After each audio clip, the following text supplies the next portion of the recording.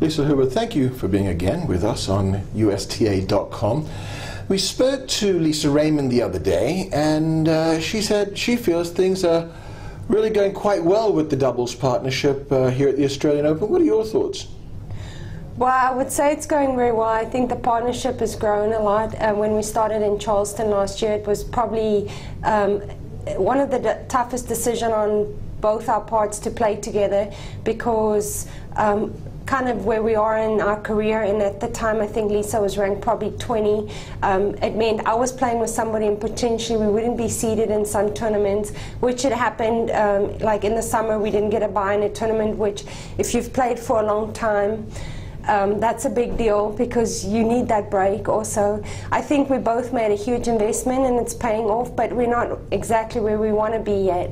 After our match that we won yesterday, it means her ranking moves up to #2, which is great, which means a higher seeding for us, but also Lisa's hard work's paid off. I think we have a lot of goals we want to achieve, and we're just looking at match by match. You know, when I text her and I said to her, well done, you're now #2, she said, let's just keep our eye on the prize, let's just keep focused here. And really, I think that's why we've been doing well, or that's why we've had some success so far, is because I get ahead sometimes and then she keeps me on track and vice versa, so it works pretty well. Yeah, this is such a young person's game, and here we've got two old fogies teaming up together. Yeah, exactly. I'm just coming from an ice massage right now. I said to them, take 10 years off my life from me. No, I said, actually 10 years off my age. Some days are easier than other days.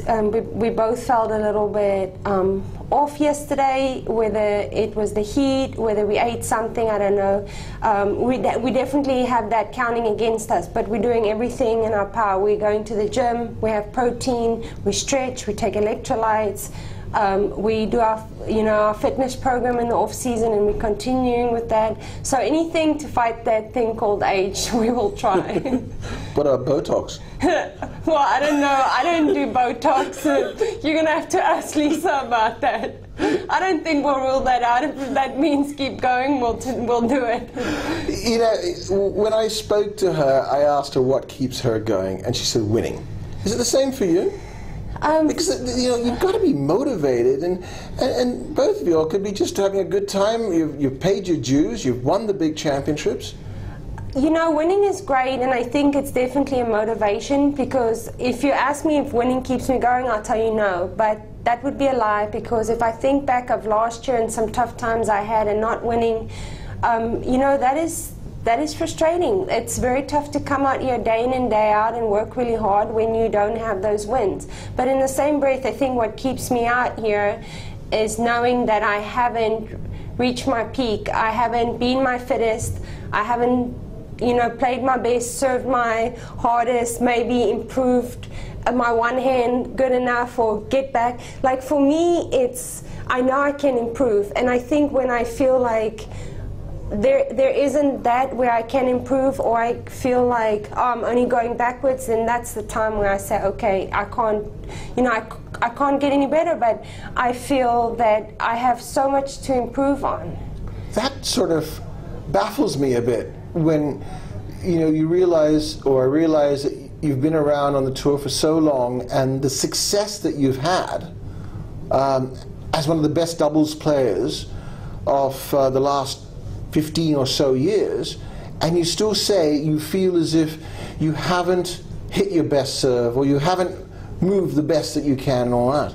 No, I mean, we're the team that comes off the court and we pick on what we didn't do well, or we pick on that we were flat, or we pick out that we made this error and that error, and then my husband says to us, wait a second, your balls came off really well today. Like we are really hard on ourselves, and pros and cons to that. I think sometimes when we do well, that we just have to say, okay, I did well. But I think we try and improve the whole time. And I think that's just been my motto. I mean, it doesn't define me being a certain ranking or having reached certain things. I think you must want to be out there day in and day out. I look at the Bryan brothers and I see how much they practice, and I see the drills that they do, and I steal some of them. And I want to feel I mean, it would be great if I could just say, okay, you know what, I'm a complete player. I mean, I wouldn't know what that feels like, but what drives me right now is just wanting to improve and making minor adjustments. And it's an element of perfection that you're chasing. Would you think that would be fair? Probably. Which is fair enough. Probably. I mean, I like to do everything 100%, and that's what I'm trying to do here. I mean, Lisa, I think, was also saying that you should just wake up one day and say, right, this is it, I've had enough now, it's time to quit. Would it be the same sort of feeling for you? I don't know, I think that my husband and I talk about kids a lot, and we talk about starting a family, and I think for me, ultimately, that's what's going to end my career, right. Is just having that greater need to have a family or settle down.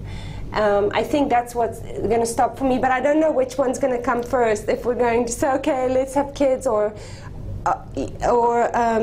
okay, the tennis is done now. Like my mom tells me all the time, okay, it's time to move on to do something else. Yeah, well, she wants the grandkids. Probably. But I truly have this need to keep going, and Lisa also, I said to her the other day, you're going to be 39 this year. You got to plan until you're 40, and she goes, yes, I am. And when we got home that night, I said to my husband, did you hear that? That's such great news, because I want to keep playing, with her. And so it's scary to think we're still playing, or it's scary to think we haven't moved on to something else, but why stop when we're really enjoying it? Yeah, exactly. I mean, I know I've looked at other players and think, well, why are you still playing? Why don't you just move on? Kind of when we started out playing, when you're 30, you stopped. But you don't have the need for that. I don't feel that. Yes, I have other interests and I want to do other things in life, but this part is not done yet.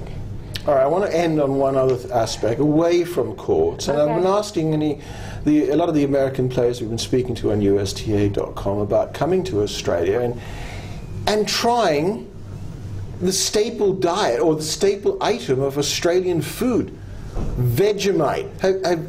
That's, for anybody at home, that's what it looks like. Can I eat it? I want you to how about you? Do you like Vegemite? Yes. Is this like a special one that you're keeping or saving? No. Go ahead. Teach the other Americans a lesson. It's so good, isn't it? It's so good. And you're meant to eat this on bread? On toast or... Yeah. But I just love it. It's my favorite. Thanks, Craig. I appreciate the snack. And it's got protein in it, so this is perfect after match. Yes. It's delicious. On that note, for USTA.com, thanks, Liezel Huber. Take another look at that.